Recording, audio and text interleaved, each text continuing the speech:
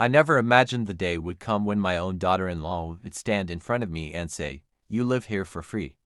Either hand over every penny you've saved or leave this house." My son didn't stop her. He didn't defend me. At that moment, I had two choices: surrender my life savings or walk away with my dignity. I chose dignity. 3 weeks later, the same people who forced me out were knocking on my new front door begging for help. What happened next changed every one of our lives forever. Stay with me until the end because this true story proves that respect is worth more than money. For 40 years I worked 6 days a week. I never chased luxury.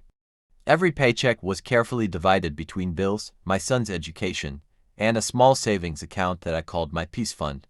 I always believed growing old meant spending peaceful days surrounded by family. After my wife passed away, loneliness became difficult.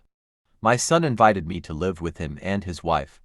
He smiled and said, "Dad, this is your home too." Those words filled my heart with hope. During the first few months, everything seemed perfect. I helped with groceries, cooked meals, cleaned the yard, and even watched my grandchildren whenever they needed me. I quietly paid utility bills without mentioning it. Then little things started changing. My daughter-in-law began reminding everyone that the house belonged to them. She complained about my routines. She criticized the food I cooked. She sighed whenever I entered the room. Slowly I realized I was no longer family. One evening I overheard her saying, "Your father has money. Why should he keep it while living here?" My son stayed silent. That silence hurt more than her words. Days later she placed documents on the kitchen table. "We've been thinking," she said. "If you're living here, you should transfer your savings to us. It'll help with the mortgage.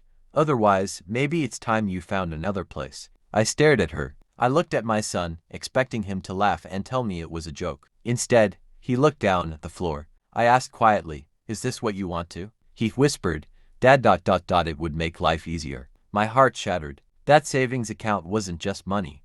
It represented 40 years of sacrifice, missed vacations, overtime shifts, and dreams my wife and I had built together. I smiled through my pain. "No." The room became silent. My daughter-in-law folded her arms. "Then you should leave." That night I packed 2 suitcases. No shouting, no arguments, no tears in front of them. Before sunrise I closed the bedroom door for the last time and walked away carrying only my clothes, family photographs, and my dignity. I checked into a modest motel while searching for a small apartment. A few days later I found a tiny house for sale outside town. It wasn't fancy, it needed repairs, but it was mine. Using part of my savings, I bought it outright. Every wall I painted reminded me that peace is priceless. I planted flowers my late wife loved. I built a small garden. For the first time in months, I slept without fear. Neighbors welcomed me warmly. Life slowly became beautiful again. Then reality caught up with my son. Without my financial help, grocery bills increased. Childcare became expensive. House repairs piled up. Credit card debt grew. The pressure between my son and his wife turned into daily arguments. Exactly 3 weeks after I moved out, someone knocked on my door. I opened it. Standing there were my son and daughter-in-law. They looked exhausted. She avoided eye contact. He finally spoke. "Dad, we need your help." They admitted they couldn't keep up with payments. They wanted money from my savings.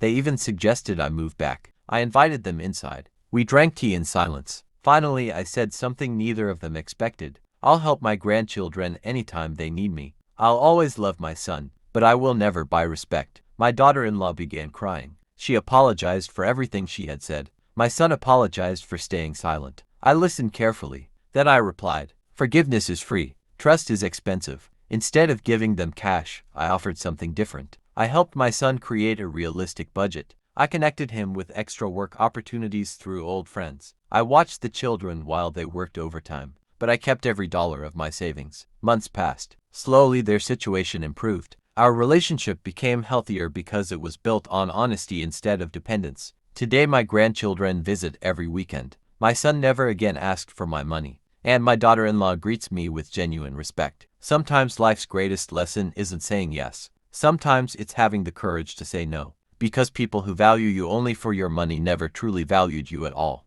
Walking away didn't destroy my family. It reminded everyone that love cannot exist without respect. If you've ever been pressured to sacrifice your dignity for someone else's comfort, remember this. Money can be earned again. A house can be replaced. But once self-respect is surrendered, getting it back is much harder. Choose kindness, choose wisdom, and above all, choose yourself. If this story touched your heart, share it with someone who needs the courage to stand up for themselves. Your story could give another person the strength to change their life.